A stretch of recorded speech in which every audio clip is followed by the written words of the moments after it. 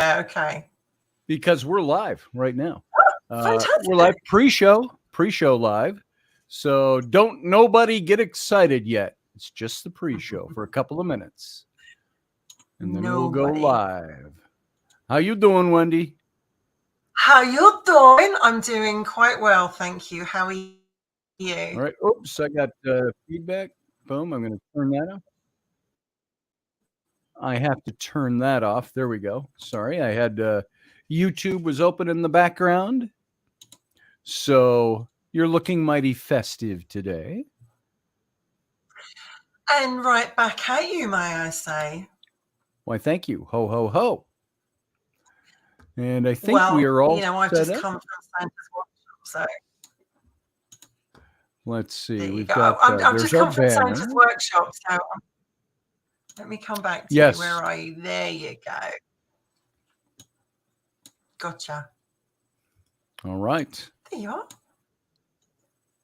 There we go. Yes. Yes. Just come back from Santa's workshop. Slave labor. There it is. Yep. Whip cracking, scars to bear, and all of that. So it's good to see so many people waiting for us. There's a few. There's a few. Hey, everybody. Roger Rabbit, good to see you. Don't call anyone a hoe, he says. Grumpy Stacks up, y'all, he says. Uncle Dave Potter is here. Matthew Sainsbury is here. Steve Clark is here. And that's all that's showing their faces at the moment. Perfect. Well, we've got Field Guy is here. The team. Season's greetings, Field Guy? Really? Season's greetings. That's got to be, no offense to you, but when I hear season's greetings, that's got to be one of the most sterile holiday greetings that there are. Hi, season's greetings. Season's greetings. So, Romeldian is here. And we are 2 seconds from going live on the radio station. So why don't you sit put there, Wendy? I'm going to take you out, and then we'll be back in a minute here, folks. Stand by.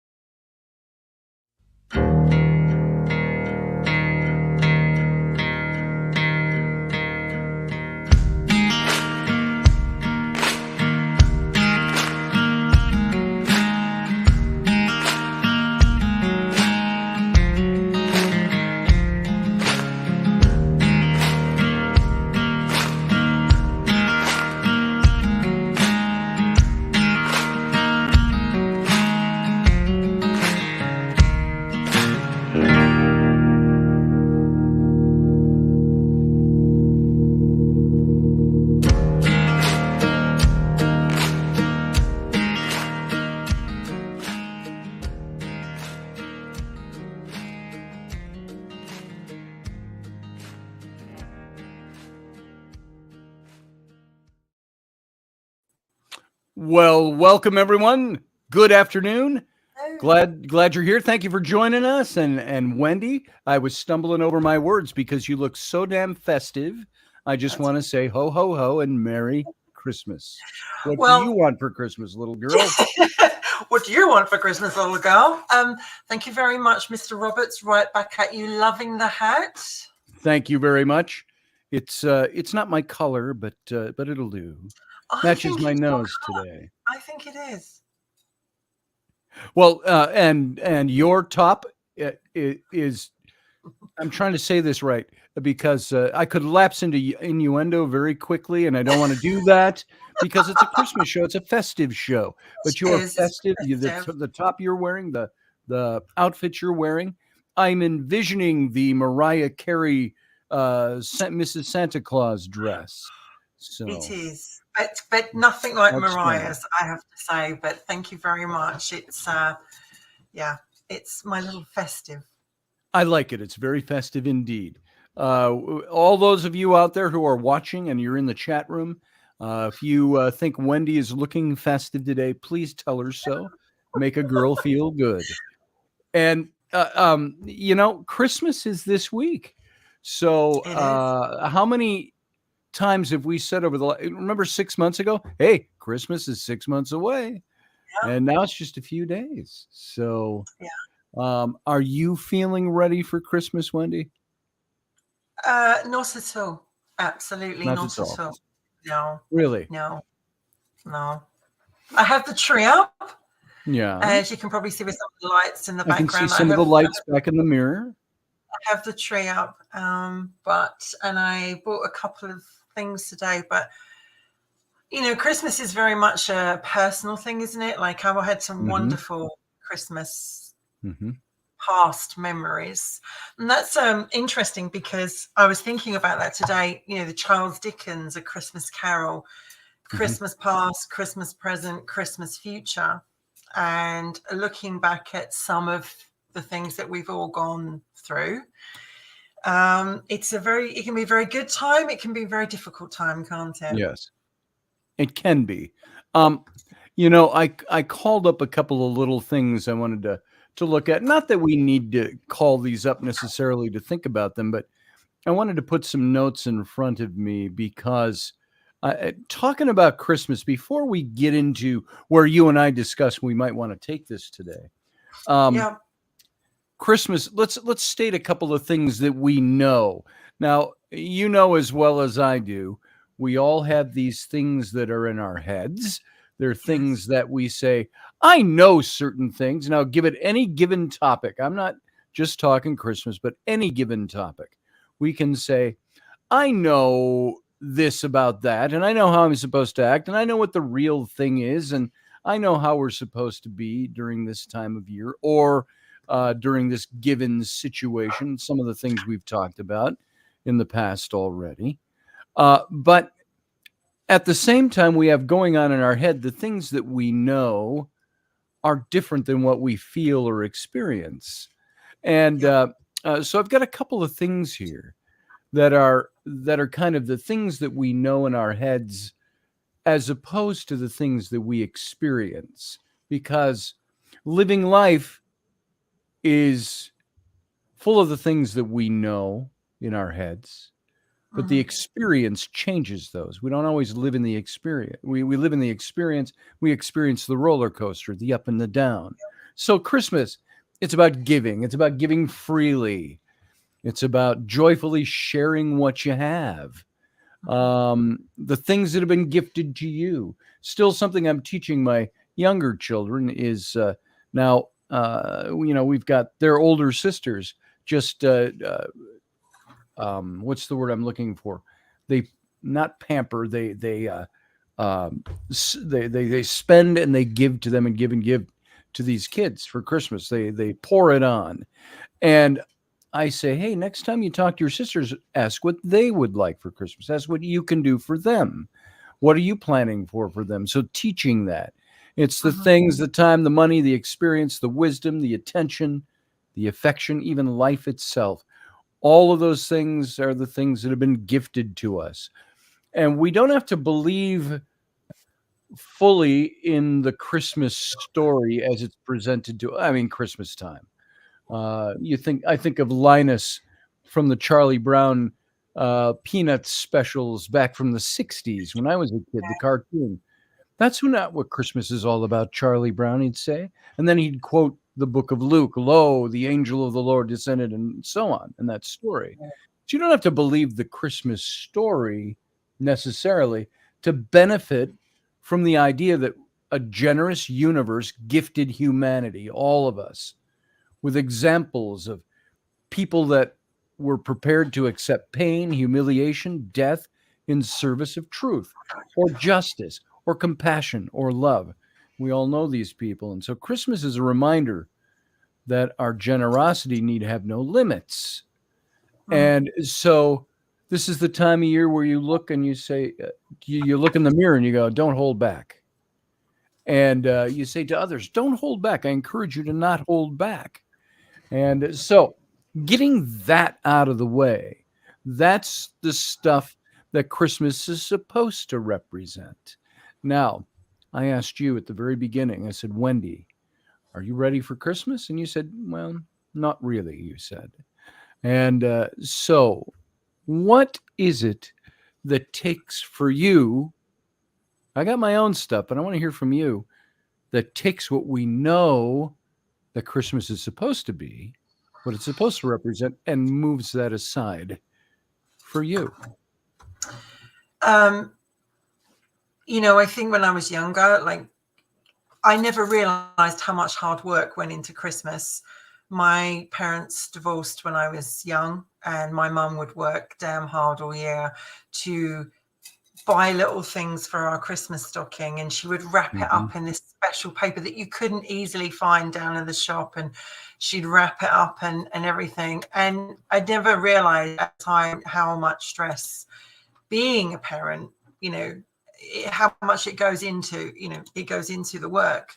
I have wonderful Christmas memories of having a little individual tree. My brother and my sister and I had an individual tree. My dad wasn't really around a lot, so it was really, when I was very young, just really my mum. But for me, it was all about Christmas Eve. Christmas Eve was always the special time for me because it was the magic in the air. And I don't think there's not many people that can't go outside on a Christmas Eve night and look at the sky or just feel the energy, feel the magic.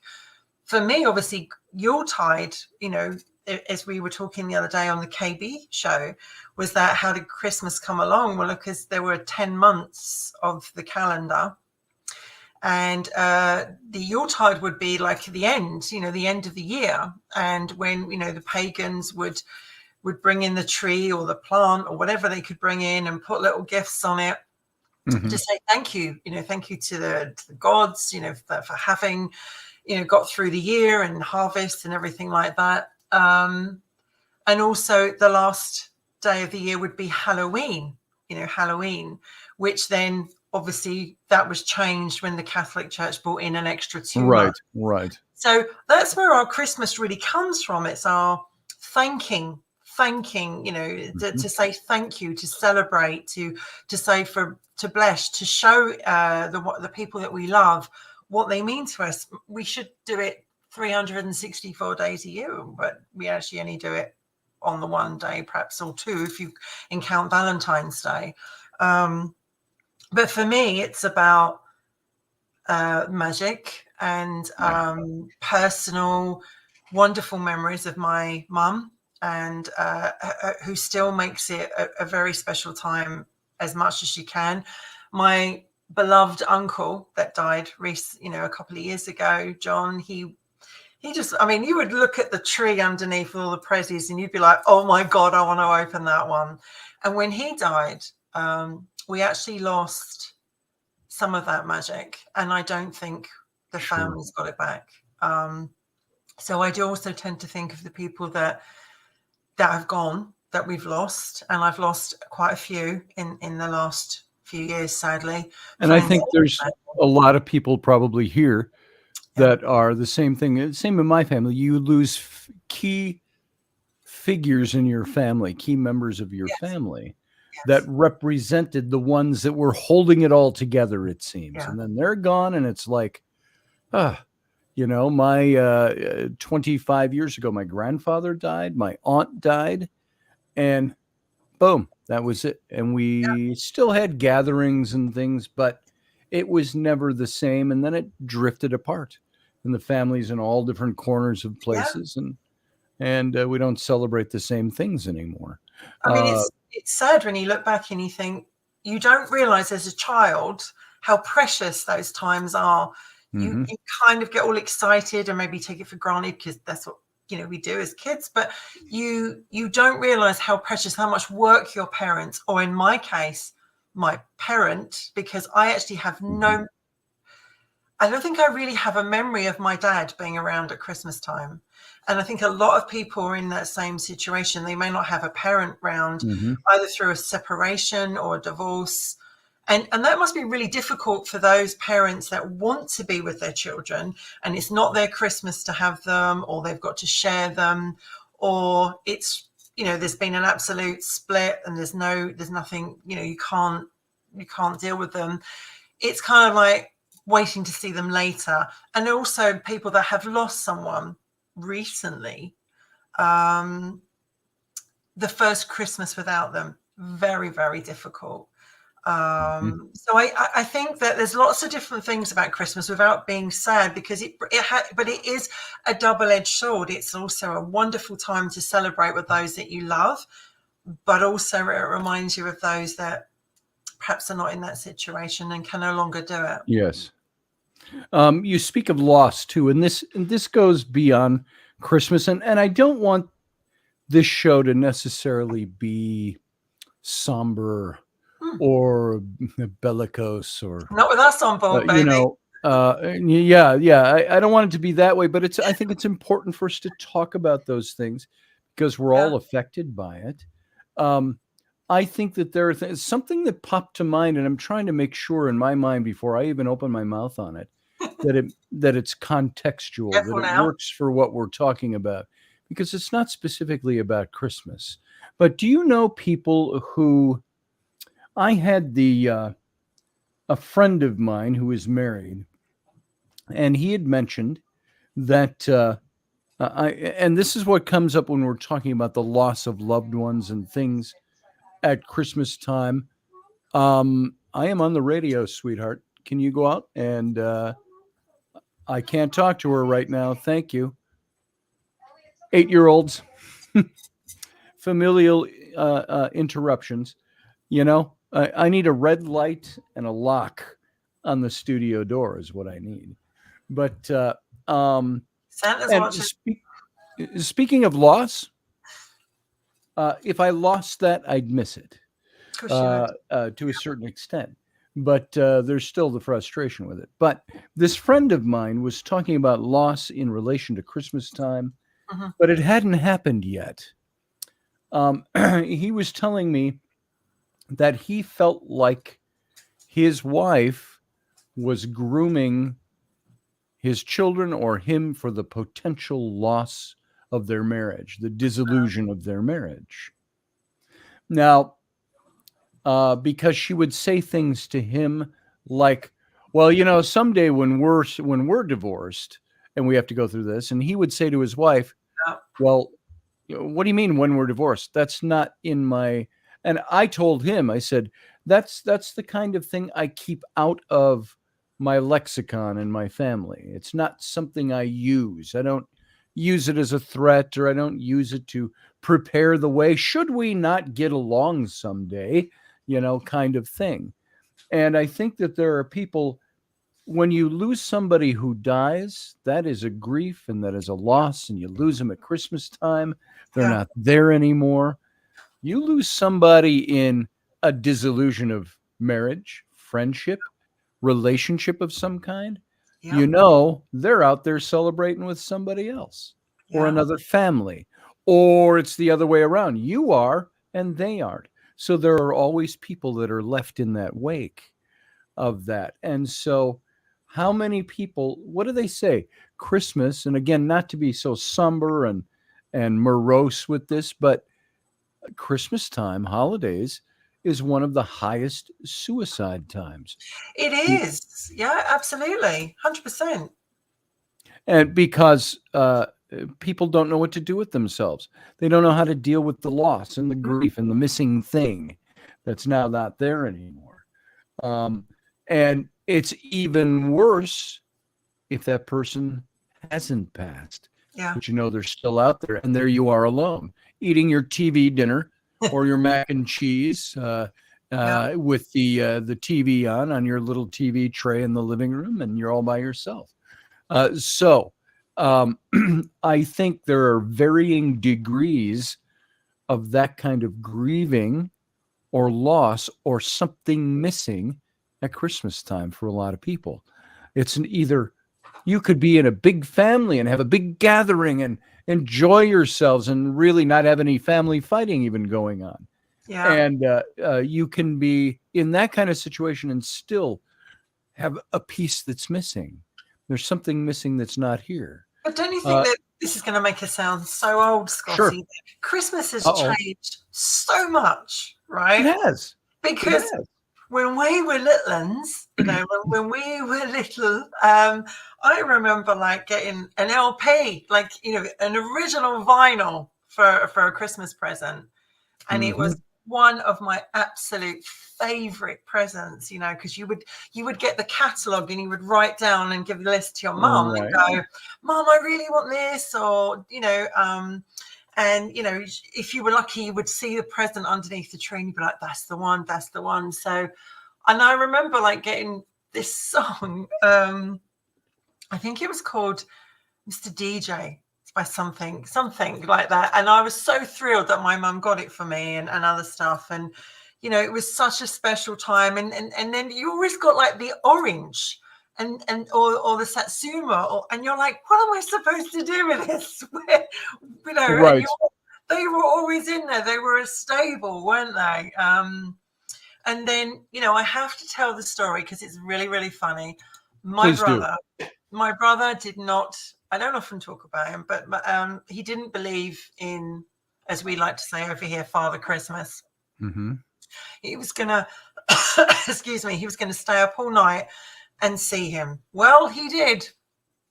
He did stay up, and he eventually, he must have fallen asleep.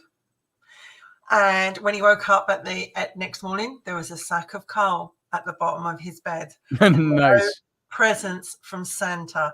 And he had to watch my sister and myself open up all our presents. And he didn't have any. He got his presents from Mom and Dad and everything, but he didn't get any. And after that, he was like, I'm going to bed. I do believe. I'm going to bed now. And I remember it was like, because I'm a great believer of kids are innocent for such a short time. They really, really are. They're innocent, and then it's taken from them, right? Yes. And when they discover, if or if not, hello, Mr. Ken. He is with Kenny. us after all. Where you been? And there's Valerie. She's Santa's favorite.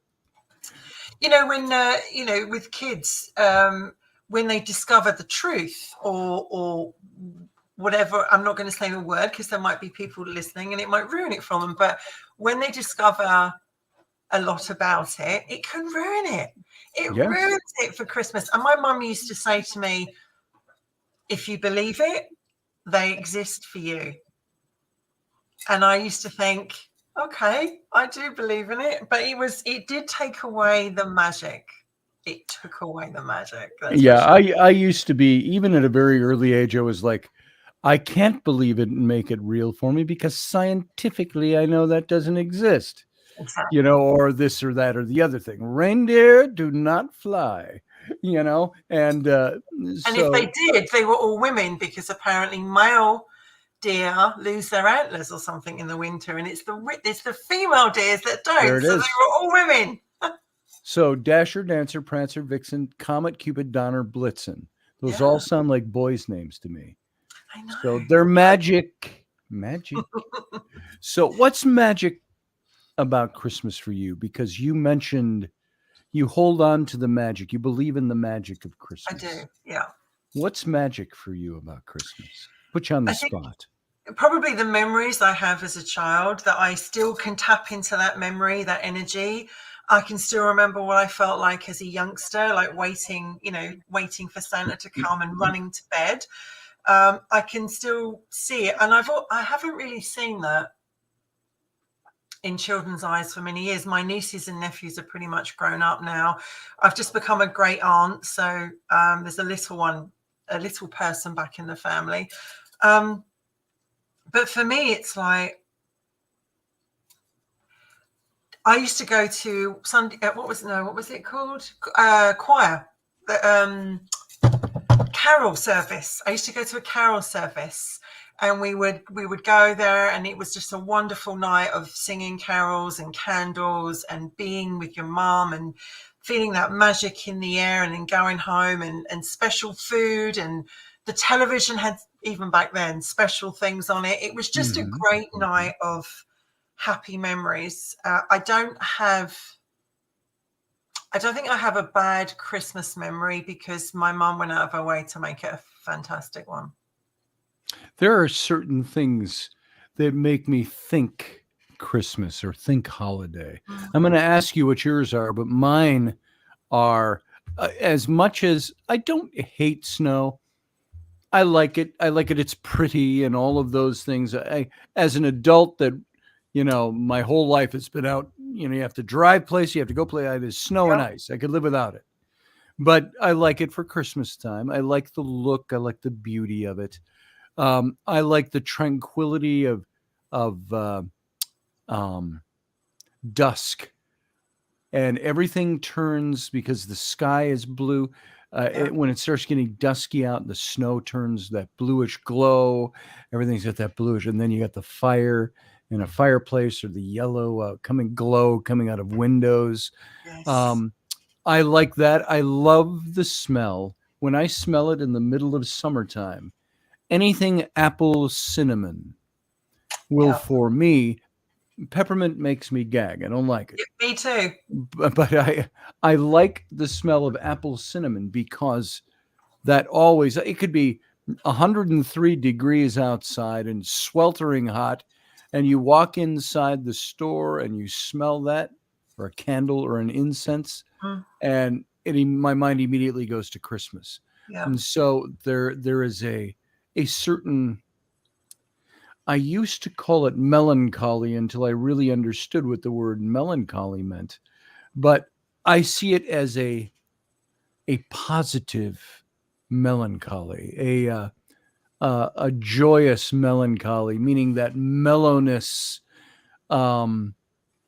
that comes along with a dark room that's illuminated only by candles and firelight, unless it's your house burning.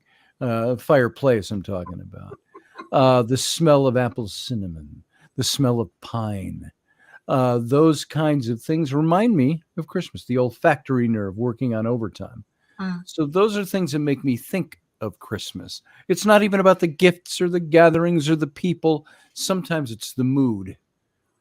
And it's got to be the right music is playing, the right scent is on the air, the right light, all of that. How about you? I think it starts from Halloween onward, because literally you start getting all those candles that are like caramel, toffee, all that kind of pumpkin. And then the Christmas stuff starts to come in, there and there and there. So for me, it's the movies, it's the music, it's the candles, it's the food. It's I love snow, and I tell you why. Because I live in London, and London doesn't get snow, and if we do, it doesn't last very long. It's a dusting and it's gone. And literally, I came home to it last Monday, and it's gone. So for me, it's like I'm sick of it raining or being grey for Christmas. I want it to be just, the last time I think we had a white Christmas was 2010 in London anyway. So I would really, really, really like a white Christmas. So the snow would be lovely for me as well. But I think, advent calendars, chocolates on the tree. Henry loves his prezzies under the tree, and I can't put them down because if I do, they'll be ripped open. Sure they will. I couldn't, I don't have children. So like Henry and Vamp get theirs, and, and it's so nice to actually see Henry like, like he opens all his presents, he does it on his own. So, and every year he's surprised. Oh my God, another chew stick. It's another nice phone. Yeah, but I've spent, it's weird because I look back and I think, I would love to have been married and had a family of my own. And I was married but didn't have a family. I would love to have had kids and seen their faces around the tree and all that kind of stuff. But sharing it, being on your own Christmas night and Christmas morning, as in Christmas Eve night and Christmas morning, that would be quite nice to share that with somebody. And I think that you remember back when you did wake up when the family was there together and you're like, hey, let's get up. And So I think being on your own is a different thing. So each Christmas comes, before it gets there, you actually think to yourself, is this Christmas going to be different than last year? You know, Yeah. and that's the thing, whilst all those wonderful images that I've talked about bring in the memories of Christmas, but let's look at that Christmas past, Christmas present, and Christmas future. This is where we are at Christmas present right now. If I could say to you, what was one of your happiest Christmas past, what would you say? Oh boy. Happiest Christmas. They all blend in after a while, don't they? I would say a kid. It was always happy, but my happiest Christmases didn't come as a kid because, there's kids running around everywhere. You're always everybody's. I'm trying to think. I have to think on that a second to see if I can pinpoint. It's not one that jumps into the front of my mind. That's for certain. I think happy Christmases, they come when I saw my children really enjoying Christmas. Yeah. I remember Abby and Bryn, who are now just about 31. When they were 5, I got them the Disney Pocahontas. That when that animated film came out, I got them the Pocahontas with the little wigwam and the canoe, and they're all playing with Pocahontas and the other Disney dolls and characters are on the living room floor playing. And I just remember that one of my children, I don't remember which one of the girls, said it to the other. All right, Pocahontas, let's get in the goddamn canoe and let's go sailing. Okay, Pocahontas, let's do that. And I thought, I looked at my wife, Annette, at the time, and I said, I wonder where they picked that up. So, but I think of those kinds of things. Happy for me was making it happy for someone else. Yeah. It's that special thing you do. I did some, took some boxes, old boxes like silverware boxes that you find at a yard sale and for $1. And I'd take those and sand them a little bit and do pictures on them and paint them up. And I'd give those to my kids for Christmas. And you're just waiting for that gift to be opened. Yeah. So, because you have the happiness of giving something that they'll go, oh my God. And I took last year, Abby was here, and I did one for her, and I filled it full of I have big Tupperware tubs of old photographs. That's how old I am, the photograph era rather than digital. And I found all these photos of them and their mom, and I chucked that little wooden box full of old photos. So she could open it up and go, oh my God. And she didn't even know I had some of those. So those are the moments I like the best. I have to say that, again, though, I have an ideal in my head of what would make the best Christmas. I think back to Danny Kaye. Was it Danny Kaye and Bing Crosby in this? Yeah. I believe it was not White Christmas, but Holiday Inn. The one where they're dancing, and there was that song, the best things happen when you're dancing. How does that go? And there's a turn of the musical phrase. It says, even guys with 2 left feet stay out all night when the girl is sweet. If by chance their cheeks should meet while dancing, proving that the best things happen when you dance. And I always thought, wouldn't it be nice to have in your own home a place where you could move something aside and dance with the person you love? Yeah. And I used to dance with the little girls, more because I'd pick them up and dance with them. And they're like, my feet aren't touching the floor, Dad. And I'd say, well, that's all right. I got you.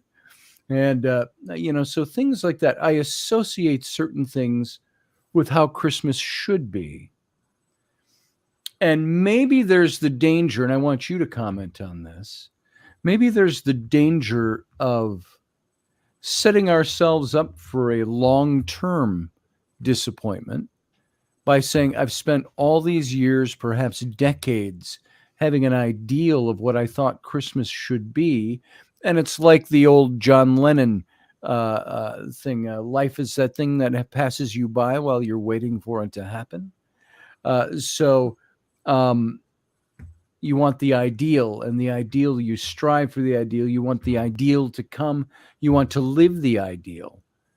And it never quite happens because maybe there's somebody else that's got their own ideal. And you don't realize you might not be working in tandem to reach those ideals. Or you end up being disappointed. And after decades, you're the guy or the woman that's sitting alone on a Christmas and saying, my ideal has not been met. Yes. And therefore, I haven't taken the opportunity to make do with what I have and to make it happen. It's like the little cartoon with the stick figures. One of them is holding a jar that says happiness on it. Yeah. And the one says, oh my God, where did you get that? And the guy with the jar says, I made it myself. So maybe we forget to do that sometimes. What's your thought? Oh, that's a toughie. There's a lot to answer there. When you talk about your past memory of Christmas past, your face took on a completely different. You were smiley and happy, and it's like you were back there for a minute, remembering. And I could see the look in your eye, and I could feel your energy as you were talking about it. And I was just like, wow, I could see you holding up your daughter, and and that's a memory that I have never had of in as a kid, nothing like that. Because but I think for me, one of my greatest Christmas past memories, and there was, as I say, lots of lovely ones, but one, my Uncle John, he used to have this big Christmas tree. We would decorate it, and I would have to go to bed early Christmas Eve, and him and my mum would wrap up all the presents, and you'd be like, I'm not going downstairs, because my mum would be like, you get out of bed. You get out of bed, unless it's to the bathroom and straight back. That's it. You're not getting anything. So you were the fear of God put in you, the fear of God. And after seeing my brother have it, I was like, no, I'm not going down that road. So I don't want to bag a coal. Exactly. And so going down Christmas morning, seeing this beautiful tree lit up with all these presents, and knowing that they'd worked so hard, and John would get out his Christmas tie and his Christmas jumper and shirt. Yeah, he made it very, very special. So for me, it's those sort of memories that I go back to. I'm trying to think of one that I've had since I've been older. That's tougher, isn't it? That's a tougher question to answer. It's a lot. What was the most happiest Christmas you ever had? Did I have any happy? Since you were 20. Did I actually have any happy Christmases, Scotty, as an adult? I'm starting to wonder. That's what we ask. I'm actually not sure. Actually, I will say probably the first Christmas that I didn't spend in the United Kingdom, and I spent it in Calgary. It was the first time I'd ever been away from the family at Christmas. I was spending it with somebody else's family. Not the most easiest of times. We'd got picture the scene. You're meeting the future in-laws who don't know they're going to be in-laws yet, but it's Christmas Eve. You're going round there. They're having a dinner, a supper, and you're all going round there, and you're like, hey, that's great, right? So you go around there, and then they drop the bombshell. Guess what, Mum? We're getting married. And it's just like stone face. And you're like, oh my God. So what are you to my son? Are you like what? His weekend fling, his date for Christmas. It's like that's okay. And the granddad smiling, laughing, going, well, it's about bloody time you got settled down. And it was just like, that was probably one of my full on memories as an adult. So I can honestly say that, my memories are happier. And who knows, as we go as an adult, will we have more happy memories? Hopefully we will of Christmas. But if we bring it into Christmas present, right? Here we are in Christmas present. How how are you feeling? Not about you personally, Scotty. How are you feeling about this year's Christmas? It's how am I feeling about it in general? I wish I had more time. Yeah. Because we put certain values on things. Yeah. It was, it's hard to evaluate Christmas anymore without evaluating your material well-being. I'm not Yeah. talking about wealth. I'm talking about material well-being. It's really hard to help present a happy Christmas for somebody when you don't have the wherewithal to do that. Now, this is not. I'm not crying in my soup. This is not what the intent is. No, Hear it's me out. fact. It's fact. It's that ability to make it what you envision in your head, and then go, oh, I'm going to have to make do because that client didn't pay me or that didn't happen. So Christmas present in general, present being every year that Christmas comes along, it tends to be metered by not so much what you believe in your heart and the love you have and all of that. It's metered by the ability to do something for Yes. somebody else. That's beyond, I can clip your toenails. I can rub your feet, and things like that. But I can't do the things that, and some of this is personal expectation. All right. It's not what other people expect of you. It's what you expect of yourself.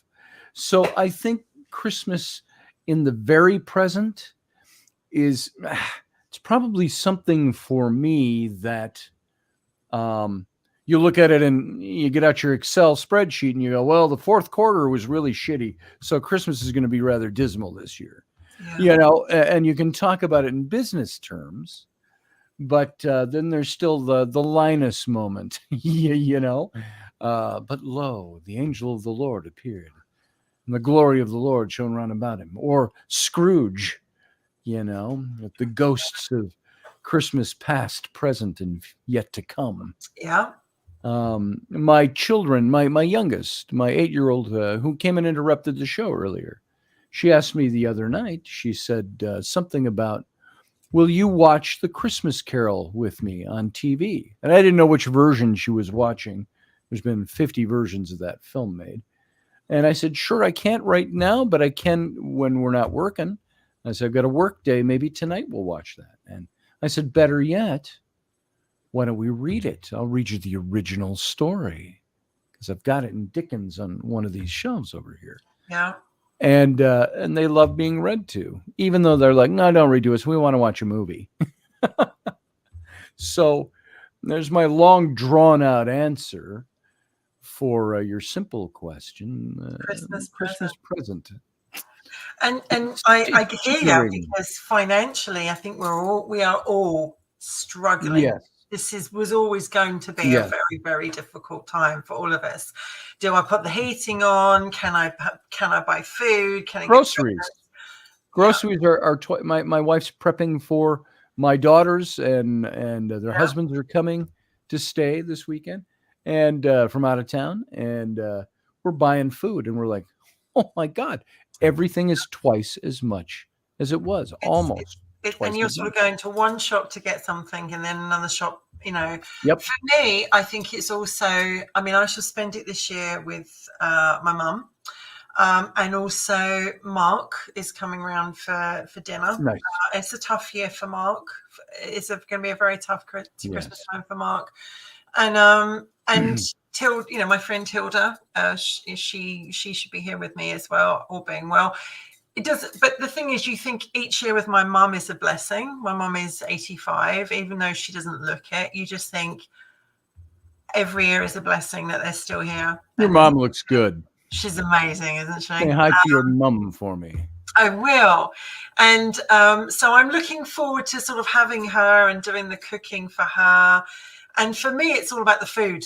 It's all about the food these days. It's like, let's get something really nice and pack them in and pack them out, and a nice bottle of wine, a nice dessert, thing, as I like to say. And, so my Christmas is going to be probably very quiet, but personal and intimate and emotional.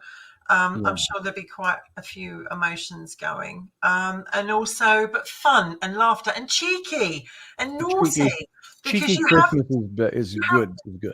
You've got to have, it's Christmas with Wendy. It's cheeky. That's right. And I've got to make them smile. So, but I also, I'll be going to sleep.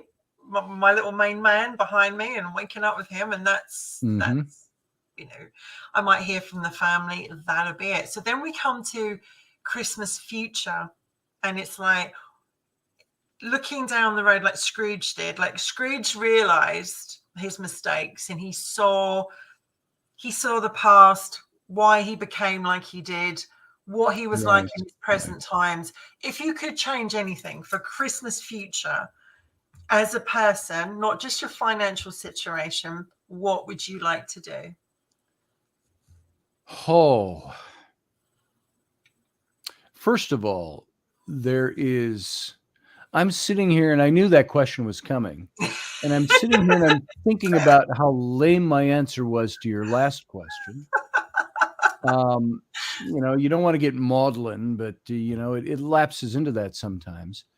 I'm sitting here and I have to be very careful how I say things, because it's like it's a knot. It's a balled up knot. Yeah. That I feel right here when you talk about what's your favorite Christmas, what makes Christmas good for you, what will Christmas future, what would you like to see in Christmas future? Yeah. I want to see a Christmas future without the knot here, without the I could wax esoteric and say world peace would do me just fine in Christmas future, but you can't have that. You can't make that happen. People say, "Oh, yes, you can." No, you really can't. Yeah. It's not the effort of one person. It's the effort of 1,000,001 persons. Yes. And you're never going to get that to happen. I'm sorry. I am a realist when it comes to that. We can be as sing-songy as we want to be about peace on earth and love and church. And you know what? It doesn't work. It never works. No. All that works is when you make it for yourself. Christmas future for me would be, that's a good Christmas, is one where everybody, as much as possible, can enjoy themselves. Be happy. And that's a big wish on a wish list. Because like I say, you can't ever make that happen. You could even go outside and start singing on a street corner or knocking on people's doors and singing Christmas carols while they're trying to watch something on TV and they're pissed off at you because you interrupted them. Yeah. Or whatever it might be. Some people really love it. We used to go caroling when I was a kid. So Christmas future for me. Oh, it's a tough would be one where, and I'm going to ask you to give your answer as well. You're not off the hook because I'm talking a lot. But okay. Christmas future would have to be, again, everything I say is laced with the fact that I'm a positive person, believe it or not. You know me better than that. I'm coming across. I'm a positive, very effervescent, uplifting. I like to uplift people. I have my frustrations that I voice to the people who are the closest to me. I have my angsts, my problems, my maybe even anxieties. I have my stuff. I have my kettle of shit that I haul around with me, that I shackle to my ankle and drag it around with me wherever I go, not realizing I forgot to leave it at home. But so I've got that like anybody else. But I think for as much as possible, Christmas future has to be something where I can give to somebody and they understand that it's in giving, that it's a heart thing, that it's not a charity thing. It's a heart thing that if I could give and go out and do something and make something better, make a difference for somebody, be it my children, be it my wife, be it my friends, be it whoever. And at times you get so overburdened with life that you think, I don't know if I have the ability to make anybody else happy anymore. You ask yourself. So, how about you? I'm going to take Oh this my whole God. thing now and shove it over to your side of the table.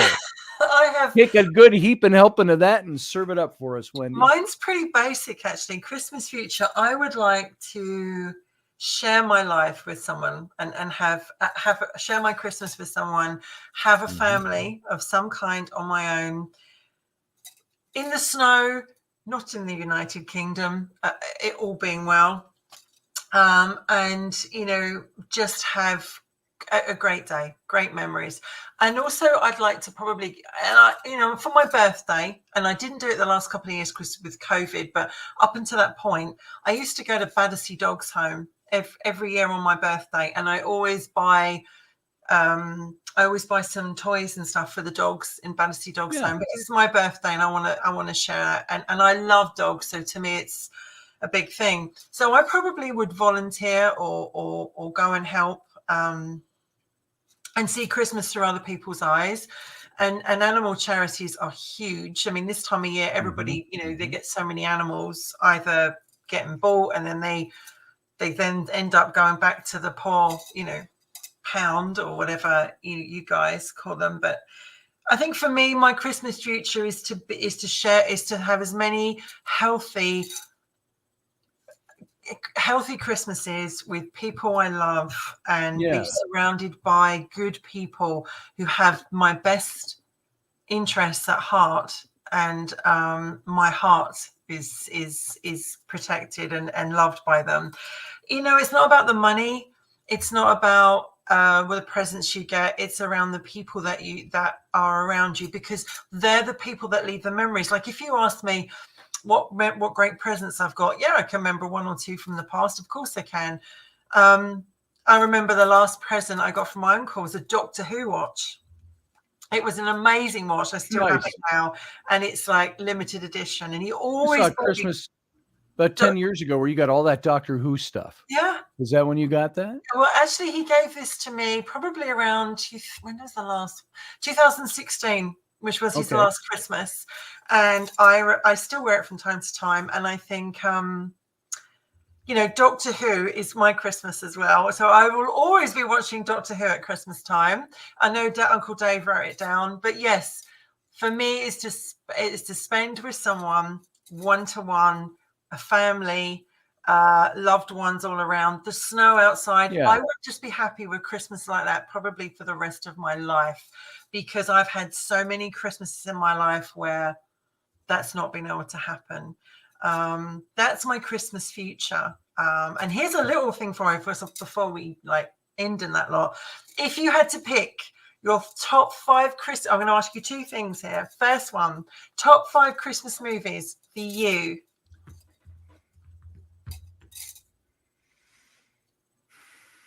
Oh, tick, tick, tick, tick.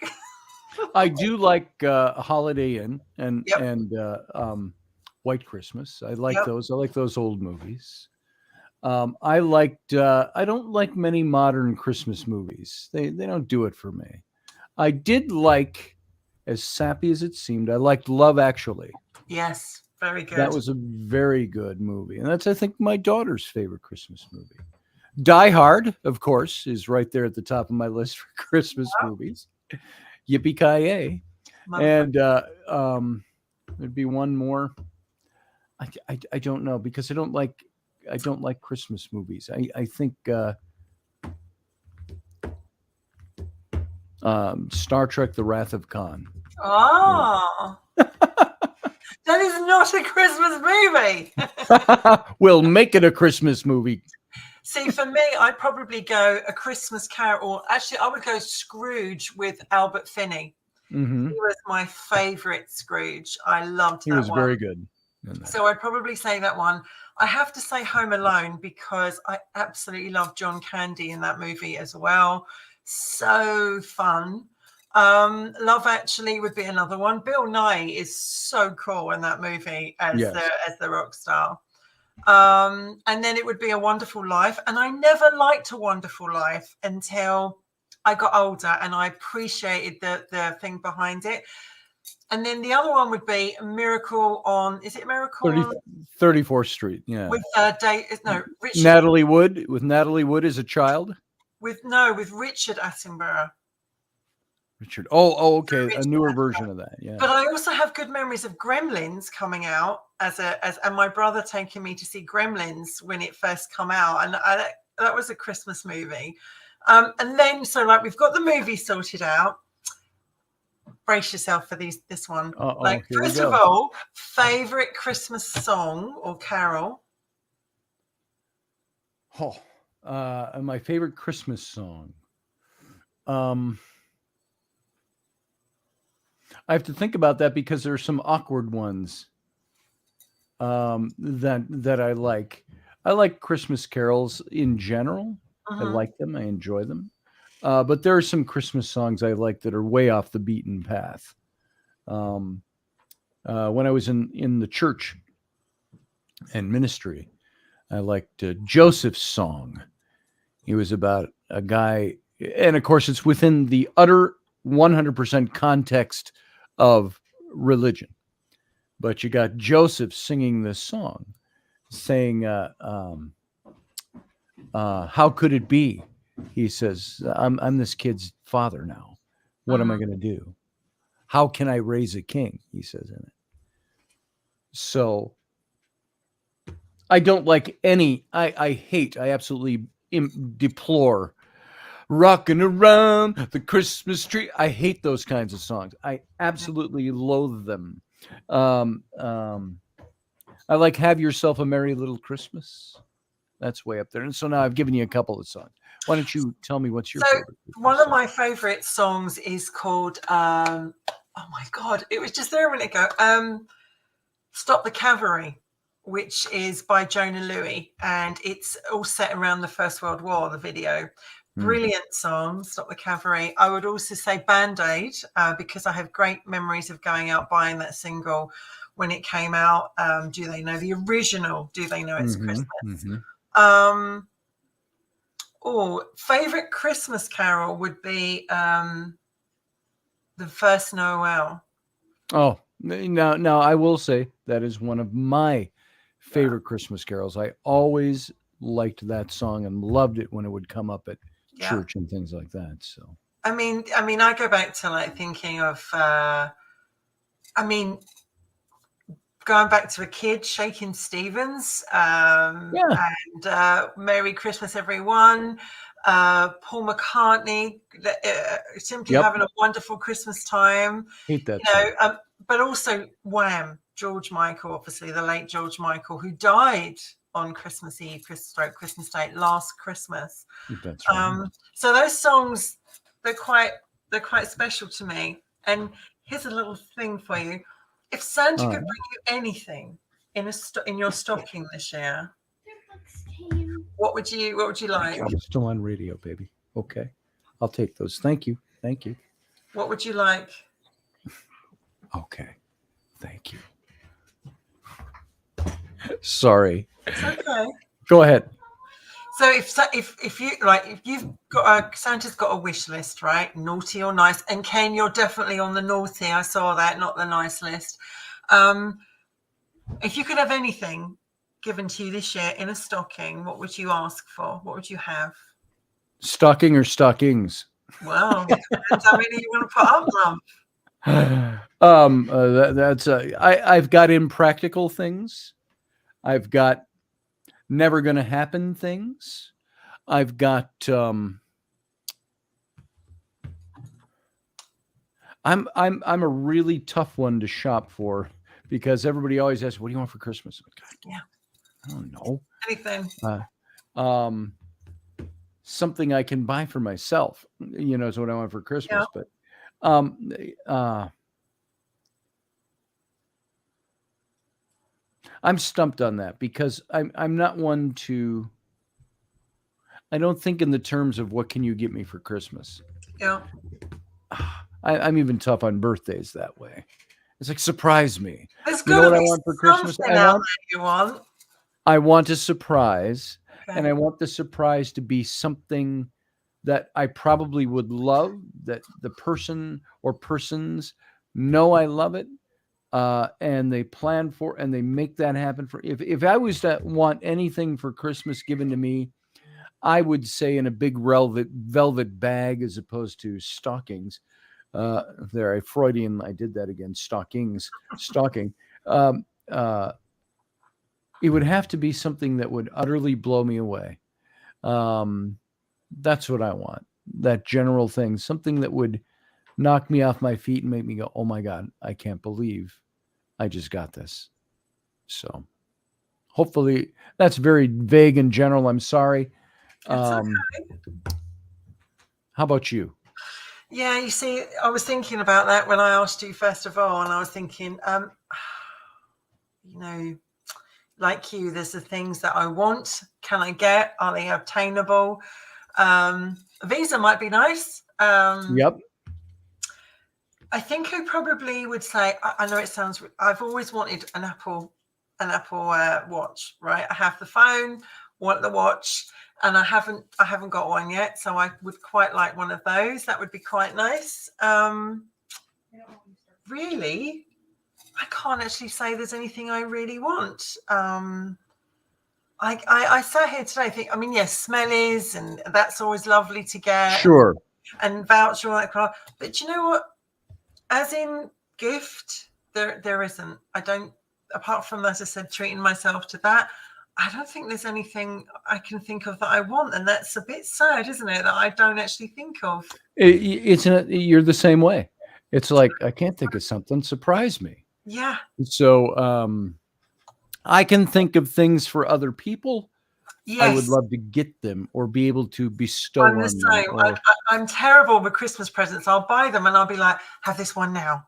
Have this one now. It's Christmas Eve. And then maybe have one. I cannot wait till Christmas Day. I'm like, I hide them all around the tree. Yeah.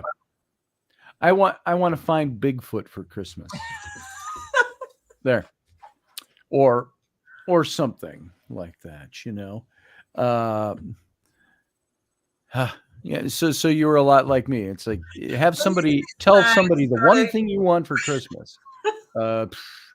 Yeah, I could say that, but that's inappropriate. I could say that, and that'll never happen, or that'll never get to me, or I wouldn't mind Alexander Skarsgård off underneath the Christmas tree. Yeah, good luck. That would be quite nice. Wendy, I don't want to be negative. I like to be positive about these things. But I want to also be realistic, my dear. He ain't coming for Christmas. I know. Damn it. But you know, weirder things have happened. You know, I'm just saying. Would be a pretty good Christmas if he did. I can tell you that. Yeah, it might be. Yeah. Unless he brought his girlfriend with him. Has he got one? I don't know. If he has, I have no idea.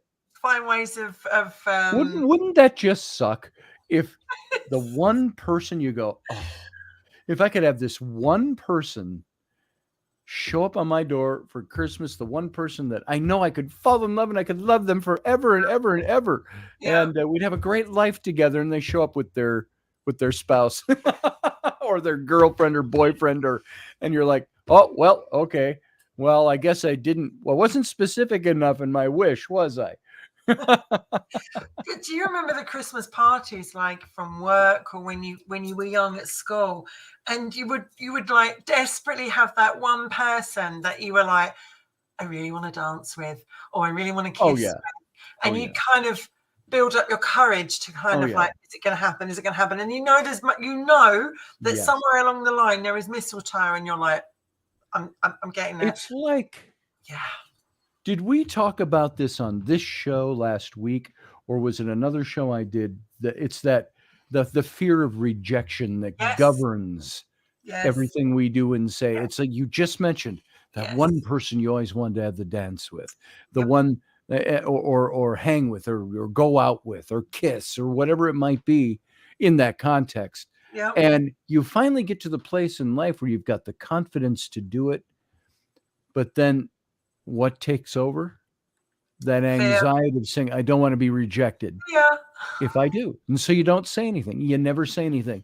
How sad are the moments and the things that are left unspoken and undone and untrue. That's why I say to everybody, you can say whatever you want to me. You're not going to offend me. I'm not going to get mad at you, because I know what it's like to be on the other end, where you say, I didn't say the thing. I didn't do the thing. I didn't enact on that or act on that thought. And then it's gone forever. Yeah. And so I guess I would wish on everybody more confidence, more boldness to be who you want to be. I also To say what you want to say. You know, you look back and you go, why didn't I do it? Why? You know, they were there. Yep. They were there. There was mistletoe. All I had to do was, but now as adults, even though we still fear rejection, because we do, we're more ballsy to go, come on then, sod it. Let's just go and do it. And you joke it over or you whatever. But you look back and you go, God, I wish I did that when I was younger. Like, why didn't I do that? And I would love to go back if I had 3 ghosts come and visit me for past, present, and future. God, I'd love to do that whole journey. I'd love to see where they take me. I think that would be an interesting thing to have happen. Yeah. That you actually had a ghost of past, present, and future. Yeah. That would come to you and say, I'm going to have a talk with you tonight. And as long as they don't point to a grave. Yes.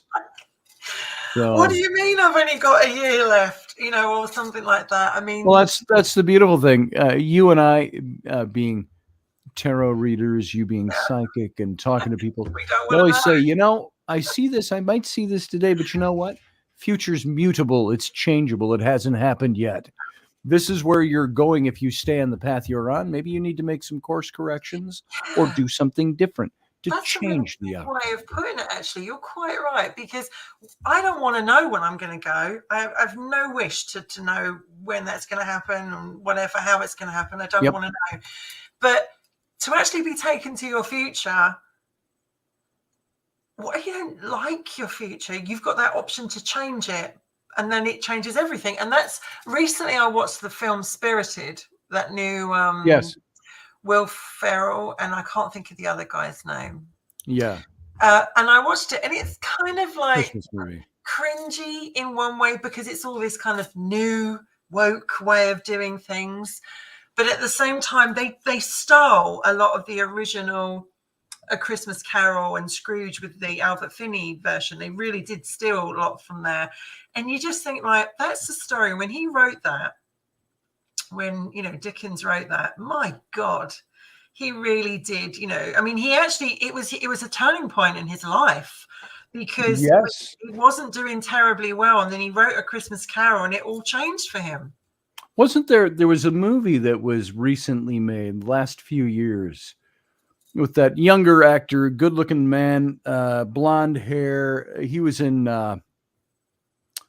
Downton Abbey and some other things. He played Dickens, and it was a movie, and it was slightly comic, a movie about Dickens writing A Christmas Carol. Yeah. And how that it was just kind of a dog of a book. He just kind of threw it together. It was the stories behind it. It's something he had to do for his publisher. It wasn't like, oh, he was moved to write this beautiful story. It was something he had to figure out how to please his publisher with something. And I think that's true to a certain degree. And so, but it was well done movie. It was. Is there a particular program or something that you really want to watch over the festive holidays? Is this something that sort of reaches out to you? There's a couple of movies I want to watch with my kids that I've been putting off for a while. I think Braveheart is, comes to mind. Yeah. Freedom. Yeah. Yes. So series, no. TV, no. I'm a history TV type of guy when I watch, and or ghost shows. I like good ghost shows, ghost hunting shows. I like to watch those. So I can't think of anything that's a series by way of a series. Although I really got into Yellowstone, right? And now and then they had 1883, which was the predecessor. Now they just launched 1923, which has Harrison Ford and Helen Mirren playing the forebears of the Kevin Costner character in the current day series. I haven't actually seen that, so I need. So they have one episode of it out so far. I need to watch that. It's really well done. Harrison Ford playing a rancher, and Helen Mirren playing his Irish wife, and looks pretty good. So. You know, we used to have we have the soap operas, EastEnders, Coronation Street, and the Christmas one is always really important to that. And I remember the classics where Angie and Den fought for like here's the papers, love, you know, for the divorce. But one thing that obviously I'm a massive Doctor Who fan, and Doctor Who's always been on at Christmas time. So, but I'm not sure if it's on this year. I'm going to have to check that. But that would be. But if I was to watch any of those, I would watch the Peter Capaldi episode where he goes back to World War One, and just for one day, they put down their guns and there was peace. Yeah.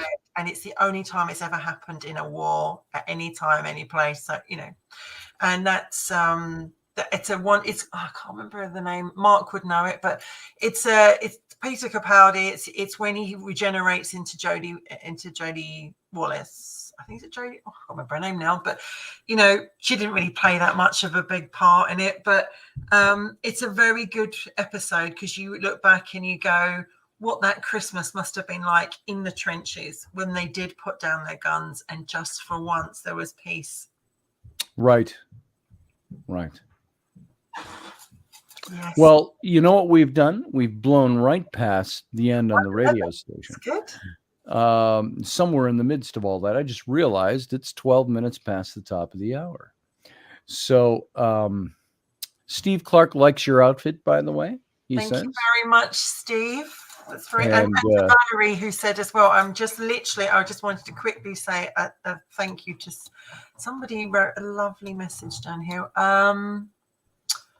Where are we? It's scrolling back to find them sometimes. That's really tough. Valerie, I know Valerie said I was looking very festive. I want to say thank you to the lovely Valerie for that. Matthew, thank you very much for wishing us all Merry Christmas.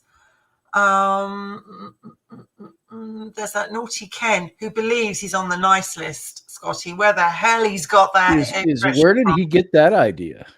Where did that come from? I think he's down here with all us naughty on the naughty list. Naughty. That's all I've got. Look what my this is the thing my daughter ran down. I got more of these in for some people who ordered them for Christmas. I don't have that, you know.